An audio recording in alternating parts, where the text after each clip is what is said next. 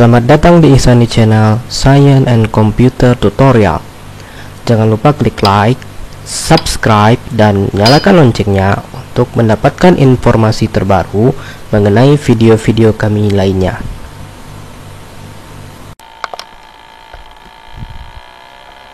Oke, pada video kali ini kita akan membahas mengenai isomer pada senyawa hidrokarbonnya. Isomer merupakan senyawa-senyawa dengan rumus molekul sama ya, namun memiliki struktur yang berbeda. Sebagai contoh ya, N-butana dan 2-metilpropana ini adalah isomer. Mengapa? Karena rumus molekulnya sama-sama C4H10 ya. Namun struktur keduanya berbeda, di mana perbedaannya terletak pada rantai induknya. Kita coba tuliskan struktur N-butana ya. 1, 2, 3, 4 ya. Kemudian struktur 2-metilpropana. Propana berarti 3 rantai induknya ya. 1, 2, 3. Kemudian pada karbon nomor 2 ada metil. Nah, jika kita hitung atau kita tentukan ya, rumus molekul kedua senyawa ini N-butana dan 2-metilpropana itu pasti sama. Kita cek ya. Pada karbon nomor 1 di sini terdapat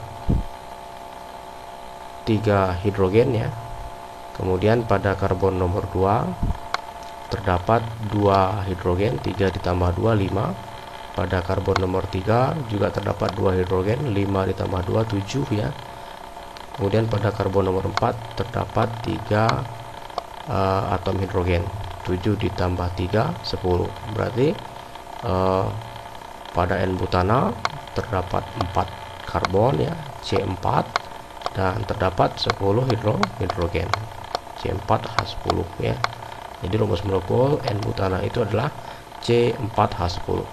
Nah, kemudian kita coba tentukan berapa banyak jumlah hidrogen pada 2-metilpropana ini. C-nya pasti sama ya, C4 ya.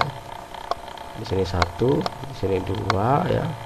Kemudian di sini nomor 3, dan yang di atas ini kita misalkan sebagai alkilnya. Nah, jadi ada berapa H-nya? Pada karbon nomor 1 ini ada 3H ya. Karbon nomor 2 ada 1H, 3 tambah 1 4. Karbon nomor 3 ada 3H, 4 tambah 3 7, dan karbon metil ya di sini ada 3H, 7 tambah 3 10. Nah, jadi N-butana dan 2-metilpropana itu mempunyai rumus molekul yang sama. Dalam hal ini rumus molekulnya adalah sama-sama C4H10. Namun jika kita lihat dari rantai induknya ya, kedua senyawa tersebut memiliki jumlah karbon yang berbeda pada rantai induknya. Pada senyawa N-butana ya, rantai induknya terdiri dari 4 karbon, sedangkan pada senyawa 2-metilpropana rantai induknya terdiri dari 3 karbon, di mana satu karbonnya lagi ini sebagai alkil. Nah, perbedaan pada rantai induk dari kedua senyawa ini ya, sementara rumus molekul keduanya sama, itu menyebabkan kedua senyawa ini disebut sebagai isomer ya. Nanti apakah jenis isomernya apa, kita akan bahas ya. Jadi isomer itu ada banyak jenisnya. Kita lanjutkan contoh yang kedua ya, antara 1 butena dan 2 butena. Jadi kalau kita gambarkan ya, struktur 1 butena seperti ini ya. 1 butena berarti keterangkapnya di karbon nomor 1 ya, setelah karbon nomor 1. 1 2 3 4. Nah, kemudian 2 butena bagaimana ya, karbonnya sama 4 tetapi ikatan rangkapnya di sini ya. 1 2 3 4. Nah, sekarang kita hitung berapa jumlah hidrogennya ya. Kalau jumlah karbonnya kan pasti sama nih, ini C4 ya, ini juga C4. Nah, jumlah hidrogennya kita hitung di nomor 1, karbon nomor 1 ada 2 hidrogen ya. Kemudian di karbon nomor 2 ada 1 hidrogen. Di karbon nomor 3 ada 2 hidrogen. di karbon nomor 4 ada 3 hidrogen. Jadi berapa total hidrogennya? 2 ditambah 1, 3 ditambah 2, 5 ditambah 3 adalah 8. Jadi C4H8. Nah, kemudian untuk senyawa 2-butena, berapa jumlah hidrogennya? Pada karbon nomor 1 ini ada 3 hidrogen. Karbon nomor 2 ini ada 1 hidrogen. Karbon nomor 3 ini ada 1 hidrogen. Dan karbon nomor 4 ini ada 3 hidrogen. Sehingga ketika kita hitung, total hidrogennya ada 3 ditambah 1 4, 4 tambah 1 5, tambah 3 8. Jadi baik 1 butena maupun 2 butena itu rumus molekulnya adalah sama-sama C4H8. Namun keduanya mempunyai perbedaan struktur, di mana perbedaannya tersebut bukan terletak pada rantai induk ya. Rantai induknya sama-sama terdiri dari 4 karbon, namun perbedaannya terletak pada posisi ikatan rangkapnya. Pada 1 butena ikatan rangkapnya terletak setelah karbon nomor 1, pada 2 butena ikatan rangkapnya terletak setelah karbon nomor 2. Nah, karena kedua senyawa ini memiliki struktur yang berbeda sementara rumus molekulnya sama, maka 1 butena dan 2 butena ini disebut sebagai isomer. Oke, berikut adalah jenis-jenis isomer yang akan kita bahas pada video ini ya. Isomer ya secara umum itu dibagi menjadi 2, ada isomer struktur atau isomer konstitusional. Kemudian ada juga yang disebut dengan isomer ruang atau stereoisomer, di mana isomer struktur ini dibagi lagi menjadi isomer kerangka ya, kemudian ada isomer posisi, dan ada yang disebut dengan isomer gugus fungsi. Kemudian isomer ruang ini dibagi menjadi isomer geometri dan isomer optis. Pada video ini yang akan kita bahas hanya isomer kerangka dan isomer posisi ya, pada senyawa alkana dan alkena misalnya ya, dan juga pada senyawa benzena ya, dan isomer geometri ini akan kita bahas pada senyawa-senyawa alkena. Isomer kerangka adalah senyawa-senyawa yang mempunyai rumus molekul sama ya. Jadi rumus molekulnya sama dari CnHn, C berapa H berapa sama ya. Gugus fungsinya juga sama ya. Misalkan sama-sama alkana ya. Kemudian kalau alkena berarti sama-sama alkena ya, tetapi berbeda rantai induknya ya. Nah, jadi di sini yang sudah kita bahas tadi di awal adalah N-butana dan 2-metilpropana itu adalah isomer ya, dimana jenis isomernya adalah isomer kerangka. Kita gambarkan kembali N-butana ya, strukturnya seperti ini, 1 2 3 4, kemudian 2-metilpropana, propana berarti karbonnya 3 ya, 1 2 3, dimana pada karbon nomor 2 ya terdapat gugus metil. Nah, jadi antara N-butana dan 2-metilpropana ya, sebelumnya kita sudah bahas bahwa kedua senyawa atau molekul ini ya mempunyai rumus umum yang sama, yaitu C4H10 ya. Namun strukturnya berbeda. Di mana letak perbedaannya? Letak perbedaannya terletak pada jumlah karbon yang ada pada rantai induknya.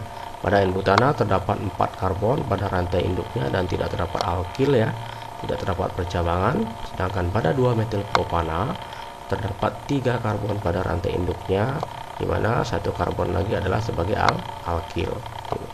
Jadi ini yang disebut dengan isomer kerangka ya. Jadi kerangka induknya berbeda ya. Yang satu adalah rantai lurus ya, kemudian yang satu lagi adalah rantai bercabang misalnya begitu.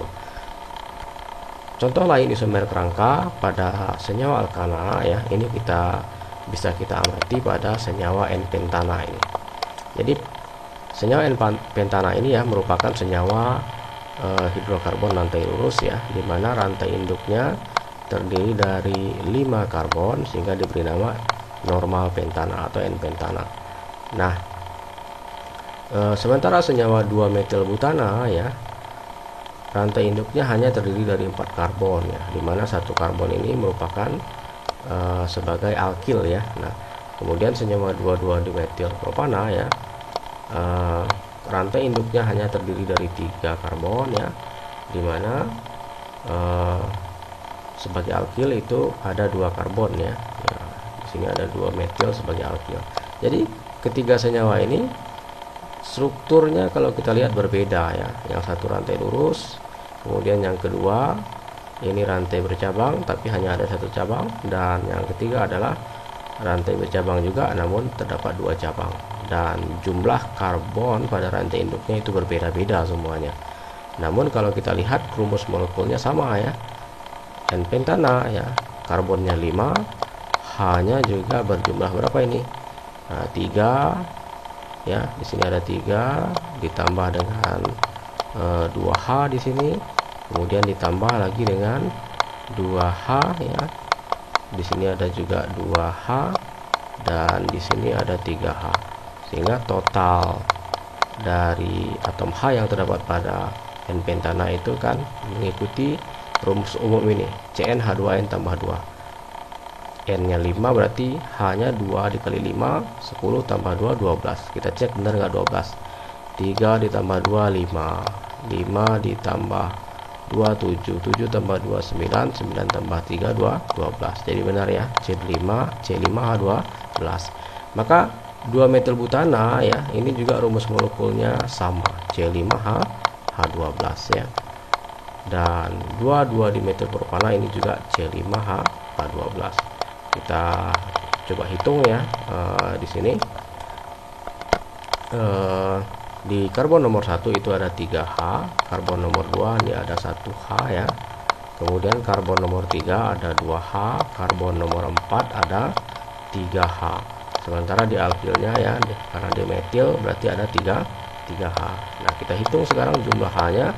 3 ditambah 1, 4 ditambah 2, 6 ditambah 3, 9 ditambah 3 ya. Pada metilnya ini juga 9 tambah 3, 12 ya. Jadi terbukti ya bahwa antara N-pentana dengan 2 metil butana itu mempunyai rumus molekul yang sama. Begitu juga dengan 2 dimetil propana ya. Kalau kita hitung, pada karbon nomor 1 itu terdapat 3H, pada karbon nomor 2 tidak terdapat H, pada karbon nomor 3 terdapat 3H, dan pada kedua alkilnya ya, di sini terdapat 3H dan juga di sini terdapat 3H, sehingga total jumlah atom hidrogennya 3 ditambah 3 ditambah 3 ditambah 3 berjumlah 12. Jadi ketiga senyawa ini mempunyai rumus molekul yang sama, namun struktur atau kerangka induknya itu berbeda ya, sehingga disebut sebagai isomer kerangka. Oke, selanjutnya kita akan membahas jenis isomer struktur atau isomer konstitusional yang kedua, yaitu isomer posisi, di mana isomer posisi ini adalah senyawa-senyawa yang memiliki rumus molekul dan gugus fungsi yang sama ya, namun berbeda dalam hal posisi gugus fungsinya. Dalam hal ini pada alkena ya, yang dianggap sebagai gugus fungsi itu adalah ikatan rangkap duanya ya. Jadi pada isomer posisi nanti kita akan lihat ya bahwa terdapat perbedaan letak ataupun posisi dari ikatan rangkap pada alkena ini. Sebagai contoh, contoh isomer posisi di sini adalah senyawa 1 butena dengan 2 butena. Ini juga sudah kita bahas di awal tadi ketika membahas definisi dan contoh isomer secara umum ya. Kita coba ulangi kembali. Ini adalah 1 butena dan ini adalah 2 butena. Jadi kedua senyawa ini mempunyai rumus molekul yang sama ya tadi ya, C4 H8 ya. Kemudian ini juga C4 H8. Jadi rumus molekulnya sama. Perbedaannya terletak pada posisi dari ikatan rangkapnya ya. Pada 1 butena ya, ikatan rangkapnya terletak pada karbon nomor 1 ya. Kemudian pada 2 butena ikatan rangkapnya terletak setelah karbon nomor 2.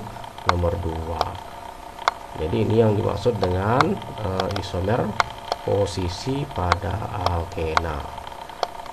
Selanjutnya kita akan membahas contoh lain dari isomer posisi pada senyawa alkena dan juga pada senyawa alkadiena.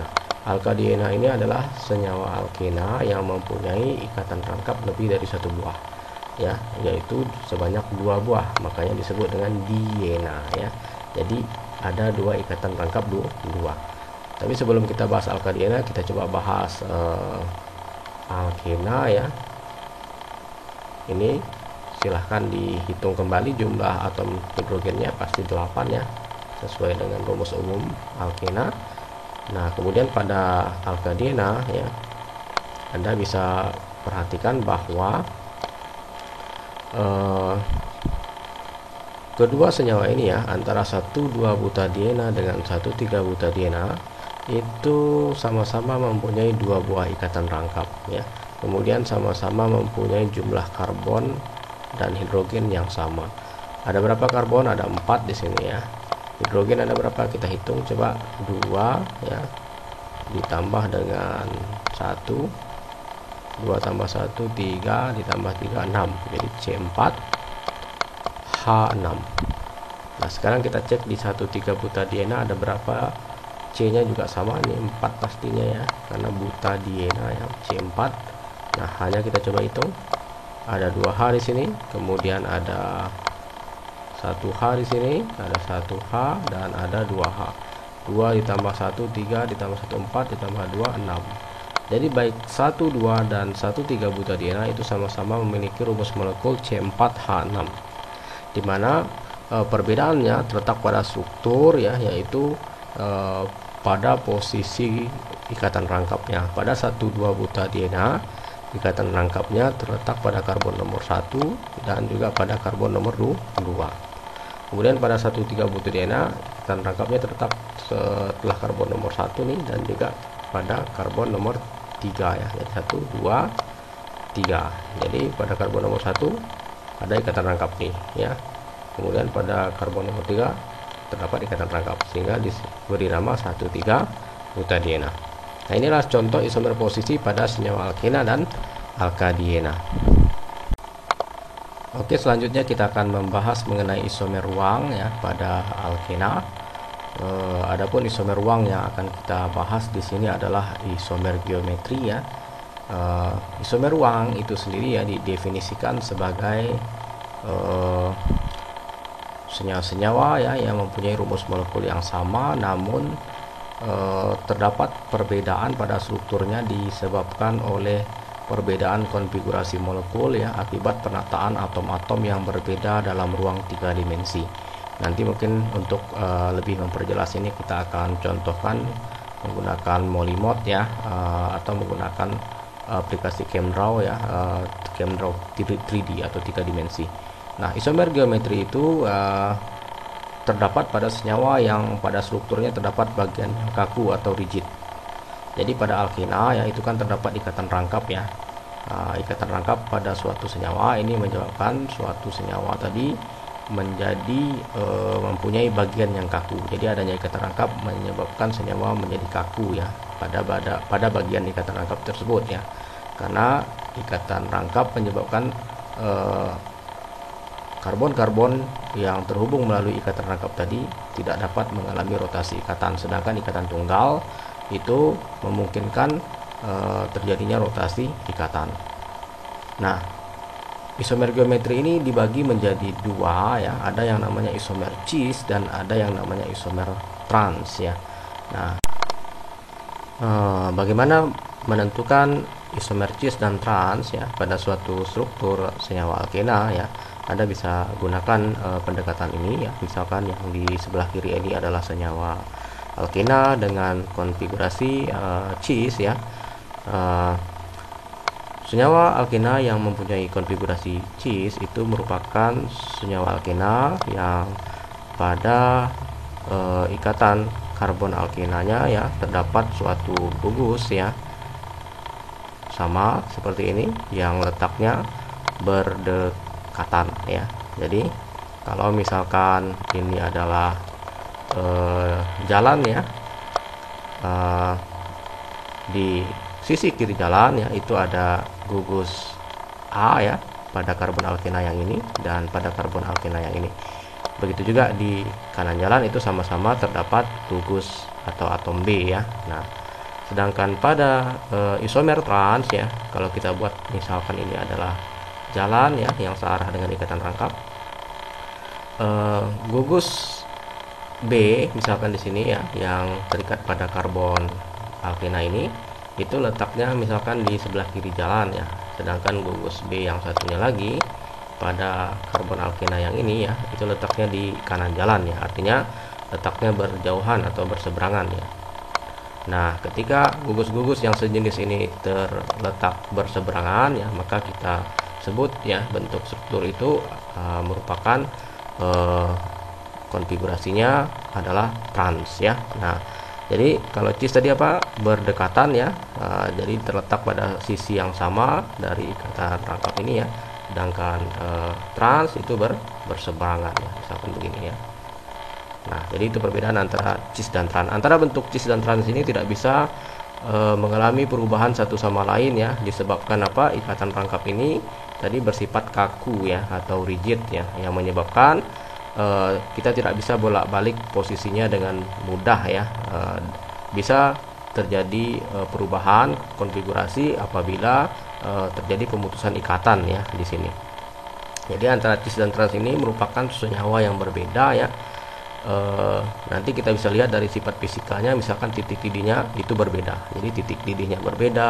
Nah, bisa jadi sifat kepolarannya juga berbeda ya, akibat perbedaan dari konfigurasi meskipun rumus molekulnya sama.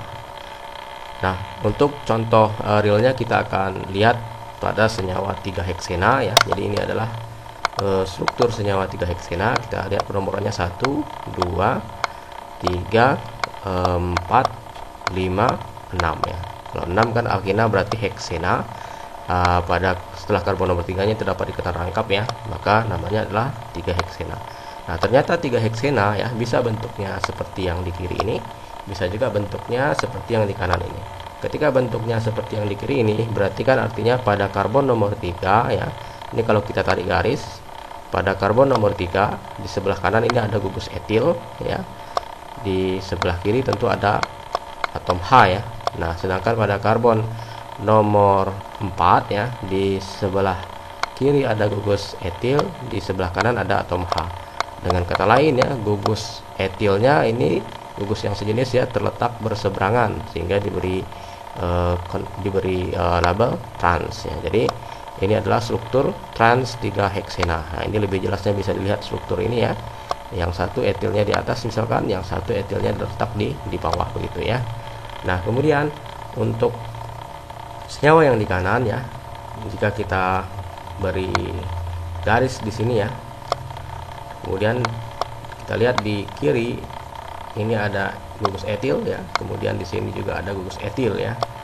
Nah, jadi di sini gugus atom H-nya sama-sama terletak misalkan di sisi kanan jalan tadi ya. Kalau misalkan ini adalah jalan ya, jadi kedua atom H-nya terletak di sisi kanan jalan dan kedua etilnya ini terletak di sisi kiri jalan. Maka karena ini letaknya berdekatan ya dan satu sisi ya terhadap ikatan rangkap ini ya, maka diberi label cis ya. Jadi inilah perbedaan antara konfigurasi trans dan cis. Nah, contoh lainnya kita bisa amati pada trans 3 metil 3 heksena ya. Jadi pada senyawa 3 metil 3 heksena ini juga sama ya, mempunyai isomer trans dan cis ya, dimana dalam hal ini yang kita amati bukan lagi antara alkil dan hidrogennya ya. Di sini hanya alkilnya saja. Kenapa hanya alkilnya yang sama di sini ya? Nah, di sini ada etil. Kemudian di sini juga ada etil, letaknya berseberangan ya, satu di atas satu di bawah, atau tadi kalau sudut pandangnya satu di kiri berarti satu di kanan ya. Maka kita beri label trans ya. Nah, sedangkan yang satunya lagi ini gugus etilnya itu sama-sama letaknya di atas ya. Artinya berdekatan atau satu sisi ya. Maka kita beri label cis. Nah, jadi konfigurasi trans dan cis ya, itu seperti ini contohnya. Nah, bagaimana kalau suatu senyawa alkena ya mempunyai struktur seperti ini? Apakah alkena dengan struktur seperti ini mempunyai isomer geometri atau tidak ya? Kita perhatikan ya. Di sini kita tarik garis ya. Di sini ada gugus etil, di sini ada gugus etil juga ya. Tetapi di sini juga ada gugus etil ya.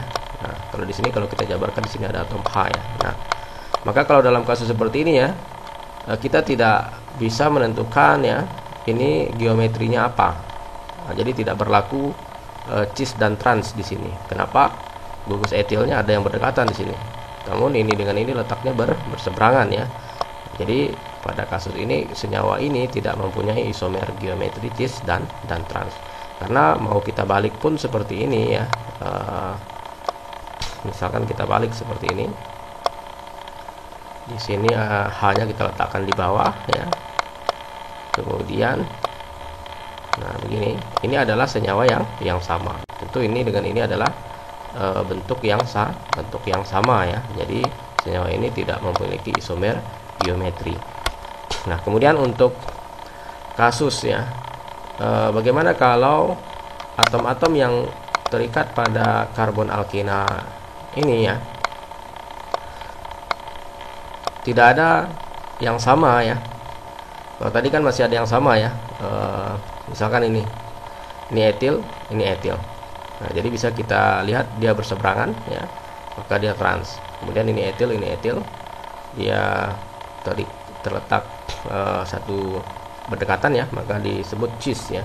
Nah, tapi dalam kasus ini Anda bisa perhatikan seandainya ini adalah gugus A ya, ini gugus B, gugus C, gugus D. Nah, bagaimana Anda bisa menentukan cis dan trans di sini? Maka Anda tidak bisa lagi mengikuti aturan cis dan trans di sini. Di sini kita akan memakai istilah yang disebut dengan konfigurasi E dan Z ya. Jadi tidak berlaku konfigurasi cis dan trans di sini, namun konfigurasi E dan Z. Nah, konfigurasi E itu sebenarnya identik dengan trans ya. Sedangkan konfigurasi Z itu identik dengan cis ya. Nah, jadi konfigurasi E dan Z ini dipakai apabila kita ketemu kasus seperti ini ya, pada alkena tadi misalkan yang A ini ketemu gugus apa gitu ya, yang tidak sama dengan gugus ini, kemudian juga berbeda dengan gugus ini dan berbeda dengan gugus ini, maka kita tidak bisa sebutkan cis dan trans ya, namun memakai istilah E dan Z di sini. Nah, maka untuk kasus ini ya kita harus tentukan prioritas dari gugus A dan B, mana yang lebih prioritas antara A dan B. Kemudian mana yang lebih prioritas antara gugus C dan D. Apabila ketika kita bandingkan gugus A dan B, gugus A lebih prioritas. Di sini saya lingkari warna merah. Sedangkan ketika Anda membandingkan gugus C dan D, di mana gugus C ini lebih prioritas, maka kan di sini gugus-gugus yang lebih prioritas itu terletak berdekatan atau satu sisi ya, sama-sama di atas. Nah, maka dalam hal ini kita sebut senyawanya mempunyai konfigurasi Z. Jadi suatu senyawa mempunyai konfigurasi Z apabila gugus-gugus ya dengan prioritas tinggi atau gugus-gugus yang paling prioritas ya terletak pada sisi yang sama dari ikatan rangkap. Jadi kalau di sini ikatan rangkap ya, gugus-gugus prioritas itu terletak sama-sama di atas atau bisa juga sama-sama di bawah ya, tergantung struktur alkenanya. Nah, kemudian pada senyawa yang di kanan ini ya, kalau kita lihat ya, kita bandingkan ya antara gugus A dan B ya, yang terikat pada karbon alkena yang ini ya. Misalnya yang lebih prioritas adalah gugus A ya. Kemudian pada karbon alkena yang satu lagi ya, kita lihat antara D dan C. Misalkan gugus yang lebih prioritas itu adalah gugus C ya. Nah, dalam hal ini gugus prioritasnya terletak pada sisi yang berlawanan ya. Jadi maka dalam kasus ini senyawa tersebut dikatakan mempunyai konfigurasi E. Jadi suatu senyawa mempunyai konfigurasi E apabila gugus yang lebih prioritas atau yang memiliki prioritas lebih tinggi terletak pada sisi yang berlawanan dari posisi ikatan rangkapnya. Jadi misalkan ini ikatan rangkap tadi ya, pada karbon alkena yang kiri gugus prioritasnya terletak di atas, sedangkan pada karbon alkena yang di kanan gugus prioritasnya terletak di bawah. Jadi ini disebut terletak pada posisi yang berlawanan ya, atau berseberangan. Nah, sekarang apa yang dimaksud dengan gugus prioritas ya? Nah, jadi untuk memahami penjelasan ini ya, silakan disimak. Misalkan ini adalah alkena ya, karbon alkena yang punya ikatan rangkap. Kemudian di sini terikat atom H, dan yang di bawah adalah gugus metil ya, CH3 misalkan begitu. Nah, mana yang lebih prioritas, atom H atau karbon? Nah, untuk menentukan prioritasnya ya, kita bisa menentukannya berdasarkan nomor massa atau nomor atom dari atom-atom atau gugus-gugus atau yang berikatan pada karbon alkena yang ini. Dalam hal ini ya, karbon ya itu kan memiliki nomor massa 12 sedangkan hidrogen 1. Maka dalam kasus ini yang gugus yang lebih prioritas itu terletak pada metil ya. Jadi terletak di bawah posisi ikatan rangkap. Nah, selanjutnya seandainya di sisi sebelah kanan itu ada gugus yang lainnya, misalnya di sini ada gugus etil mungkin ya, CH3, CH2, CH3 begitu ya. Nah, kemudian yang di bawah ini ada gugus fenil misalkan. Nah, di sini ada gugus fenil. Maka dalam kasus ini kita lihat ya, yang ini karbon dan yang ini juga karbon ya. Nah, antara karbon dengan karbon kan tentu masanya sama ya, yaitu sama-sama 12. Nah, dalam hal ini mana yang lebih prioritas? Kita lihat ya, karbon ini mengikat berapa karbon lain. Di sini kita lihat bahwa karbon ini mengikat satu karbon lain ya. Nah, sedangkan karbon fenil kita lihat itu mengikat dua karbon lain ya. Ada karbon yang di sini dan juga karbon yang di sini, sehingga kita bisa simpulkan bahwa gugus yang lebih prioritas adalah gugus fenil dalam hal ini. Nah, kemudian karena gugus yang prioritasnya terletak pada sisi yang sama, dalam hal ini sama-sama di bawah, maka senyawa ini diberi label atau mempunyai konfigurasi Z.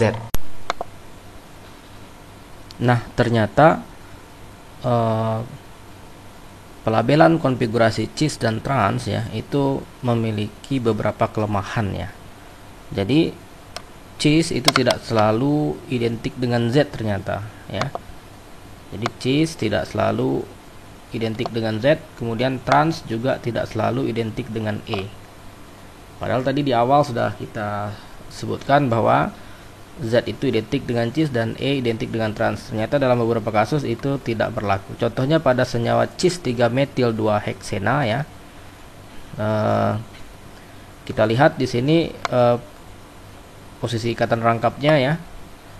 Nah, gugus metil di sini ya terletak pada sisi yang sama ya. Maka ketika kita menggunakan konfigurasi cis trans, maka ini adalah cis. Kenapa tadi? Karena kedua gugus metilnya terletak pada sisi yang sama. Namun ternyata ketika kita tentukan ya berdasarkan aturan penentuan konfigurasi EZ tadi ya, berdasarkan gugus yang prioritas ya, maka kita dapatkan hasil bahwa senyawa yang di kiri ini tidak memiliki konfigurasi Z ya, namun E.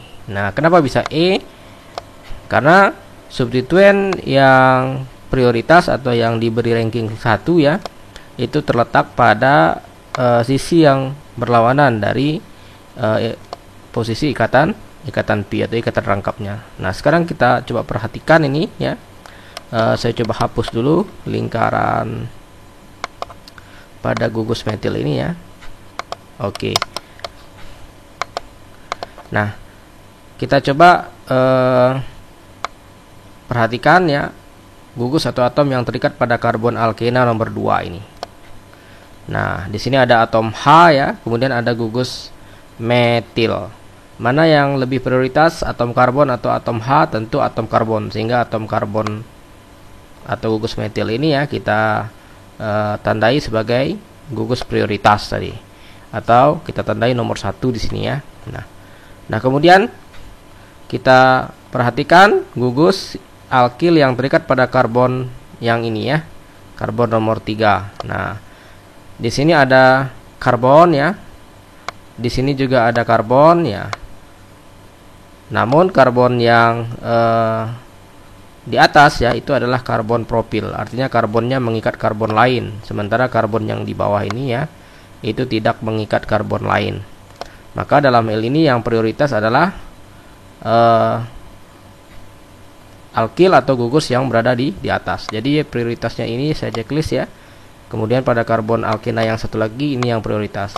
Jadi kalau ini adalah ikatan rangkapnya ya, kita bisa perhatikan bahwa posisi gugus yang memiliki prioritas tinggi ya, high priority atau paling prioritas ya, itu terletak berseberangan ya, atau pada sisi yang berbeda. Jadi pada karbon alkena nomor 2 di sini yang lebih prioritas ya. Pada karbon alkena nomor 3 di sini yang lebih prioritas.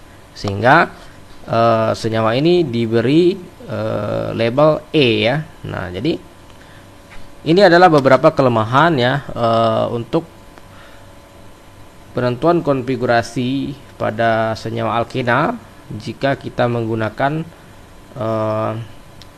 aturan cis dan trans ya. Jadi pada beberapa situasi aturan cis dan trans ini tidak dapat diaplikasikan ya. Jadi lebih baik ya jika kita menggunakan sistem EZ ini ya. Nah, kita lihat contoh yang di sebelah kanan ini. Nah, jika kita lihat dari gugus yang sama ya, di sini ada gugus metil ya, di mana gugus metil ini terletak berseberangan atau pada sisi yang berlawanan ya. Jadi kalau di sini kita tarik garis ikatan rangkapnya, jadi terletak pada sisi yang berlawanan, maka berdasarkan aturan cis-trans itu kita sebut sebagai trans ya, karena terletak pada gugus metilnya terletak pada sisi yang berlawanan. Namun ketika misalkan kita ingin menentukan berdasarkan aturan prioritas ya, ini ternyata bukanlah E tetapi Z ya. Kita coba perhatikan pada karbon nomor 2 ya, ini misalkan karbon nomor 1 yang mengikat OH ya, ini nomor 2. Kita misalkan di karbon nomor 2 itu ada karbon di sini dan ada karbon di atas ya. Nah, karbon mana yang lebih prioritas? Tentu karbon yang di bawah. Kenapa karbon yang di bawah lebih prioritas? Saya cek di sini. Karena karbon yang di bawah mengikat atom O ya, dimana atom O lebih prioritas daripada atom hidrogen yang diikat oleh karbon yang di atas ya. Jadi sama-sama karbon, namun kita lihat setelah itu apa yang diikatnya, atom yang diikatnya. Nah, kemudian pada karbon alkena yang satu lagi ya, kita perhatikan di sini ada gugus metil ya, berarti ada atom karbon di sini, di atas ada atom H, berarti mana yang lebih prioritas? Yang di bawah ya. Nah, saya kasih checklist. Artinya apa? Gugus yang prioritas itu terletak pada sisi yang sama ya, yaitu sama-sama di bawah, atau kalau kita sudut pandangnya kiri kanan mungkin ya sama-sama di kanan begitu ya. Nah, maka berdasarkan aturan sistem EZ ya, ini kita sebut sebagai Z. Nah, jadi bukan sebagai E tapi sebagai Z. Nah, inilah yang dimaksud mengapa cis itu kadang-kadang tidak selalu identik dengan Z ya, dan trans itu tidak selalu identik dengan E. Kadang-kadang dapat menimbulkan makna yang berbeda ya, sehingga untuk kasus seperti ini biasanya kita tidak menggunakan cis-trans ya, tetapi untuk situasi ini kita lebih mengutamakan menggunakan sistem EZ ya untuk penentuan konfigurasi absolut pada senyawa alkena.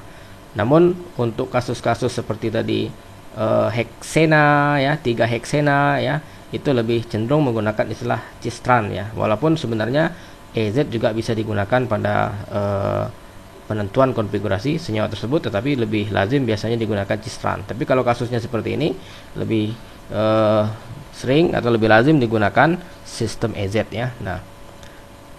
Nah, untuk penentuan sistem isomer EZ ini juga dapat kita temukan pada beberapa contoh senyawa obat ya. Salah satunya adalah tamoxifen ya. Tamoxifen ini adalah suatu obat anti kanker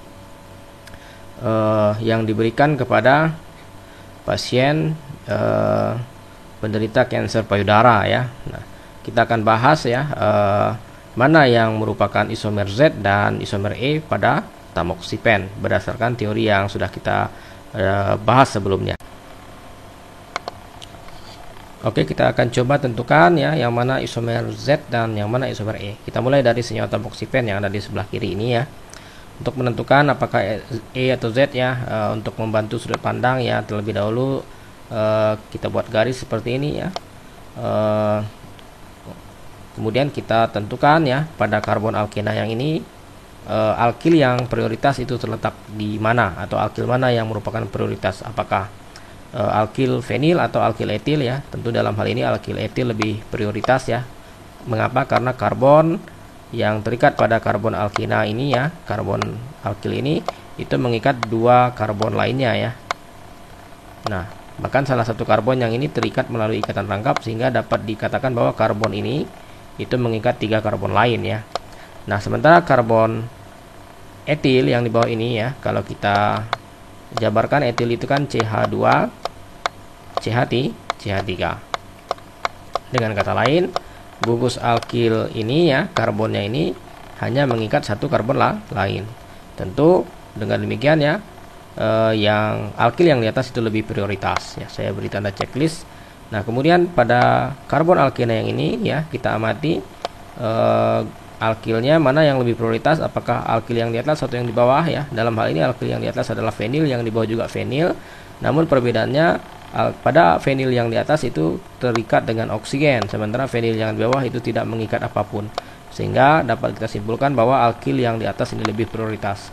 Nah, berdasarkan gugus letak atau posisi gugus prioritasnya ya, gugus prioritasnya itu terletak pada sisi yang sama ya terhadap ikatan rangkap, yaitu berada pada sisi atas ya.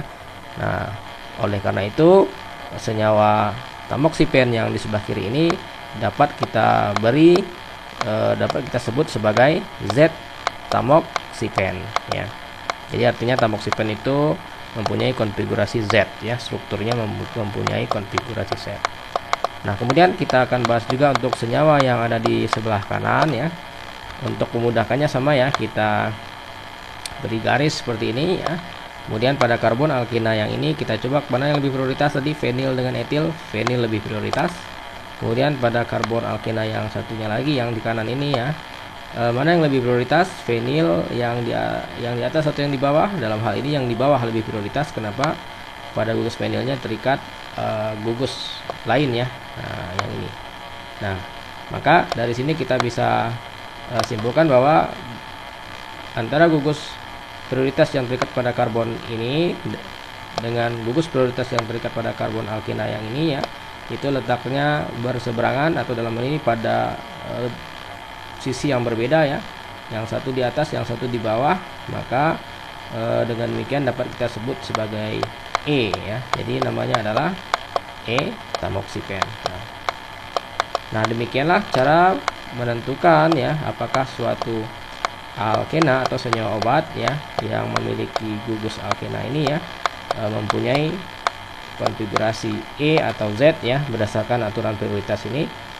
Semoga video ini dapat membantu Anda memahami beberapa contoh isomer yang ada pada senyawa hidrokarbon ya, mulai dari isomer kerangka tadi, kemudian dilanjutkan dengan isomer posisi, dan diakhiri dengan isomer geometri pada alkena yaitu isomer cis dan trans, kemudian ditutup dengan isomer Z dan E. Jangan lupa klik like ya, subscribe dan share video kami jika dirasa bermanfaat ya. Semoga video ini dapat memberikan manfaat yang lebih luas kepada teman-teman. Sampai jumpa pada video kami yang selanjutnya. See you. Mengapa? Karena karbon yang terikat pada karbon alkena ini ya, karbon alkil ini itu mengikat dua karbon lainnya ya. Nah, bahkan salah satu karbon yang ini terikat melalui ikatan rangkap sehingga dapat dikatakan bahwa karbon ini itu mengikat tiga karbon lain ya. Nah, sementara karbon etil yang di bawah ini ya, kalau kita jabarkan etil itu kan CH2 CH3. Dengan kata lain, gugus alkil ini ya, karbonnya ini hanya mengikat satu karbon lain. Tentu dengan demikian ya, yang alkil yang di atas itu lebih prioritas ya. Saya beri tanda checklist. Nah, kemudian pada karbon alkena yang ini ya, kita amati alkilnya mana yang lebih prioritas, apakah alkil yang di atas atau yang di bawah ya. Dalam hal ini alkil yang di atas adalah fenil, yang di bawah juga fenil. Namun perbedaannya pada fenil yang di atas itu terikat dengan oksigen, sementara fenil yang di bawah itu tidak mengikat apapun. Sehingga dapat kita simpulkan bahwa alkil yang di atas ini lebih prioritas. Nah, berdasarkan gugus letak atau posisi gugus prioritasnya ya, gugus prioritasnya itu terletak pada sisi yang sama ya terhadap ikatan rangkap, yaitu berada pada sisi atas ya. Nah, oleh karena itu senyawa tamoxifen yang di sebelah kiri ini dapat kita beri dapat kita sebut sebagai Z tamoxifen ya. Jadi artinya tamoxifen itu mempunyai konfigurasi Z ya, strukturnya mempunyai konfigurasi Z. Nah, kemudian kita akan bahas juga untuk senyawa yang ada di sebelah kanan ya. Untuk memudahkannya sama ya, kita beri garis seperti ini ya. Kemudian pada karbon alkina yang ini kita coba mana yang lebih prioritas tadi, fenil dengan etil, fenil lebih prioritas. Kemudian pada karbon alkina yang satunya lagi yang di kanan ini ya, mana yang lebih prioritas, fenil yang di atas atau yang di bawah. Dalam hal ini yang di bawah lebih prioritas. Kenapa? Pada gugus fenilnya terikat gugus lain ya, nah yang ini. Nah, maka dari sini kita bisa simpulkan bahwa antara gugus prioritas yang terikat pada karbon ini dengan gugus prioritas yang terikat pada karbon alkina yang ini ya, itu letaknya berseberangan atau dalam hal ini pada sisi yang berbeda ya, yang satu di atas, yang satu di bawah. Maka dengan demikian dapat kita sebut sebagai E ya, jadi namanya adalah E tamoxifen. Nah, demikianlah cara menentukan ya apakah suatu alkena atau senyawa obat ya yang memiliki gugus alkena ini ya mempunyai konfigurasi E atau Z ya berdasarkan aturan prioritas ini. Semoga video ini dapat membantu Anda memahami beberapa contoh isomer yang ada pada senyawa hidrokarbon ya, mulai dari isomer kerangka tadi, kemudian dilanjutkan dengan isomer posisi, dan diakhiri dengan isomer geometri pada alkena yaitu isomer cis dan trans, kemudian ditutup dengan isomer Z dan E. Jangan lupa klik like ya, subscribe dan share video kami jika dirasa bermanfaat ya. Semoga video ini dapat memberikan manfaat yang lebih luas kepada teman-teman.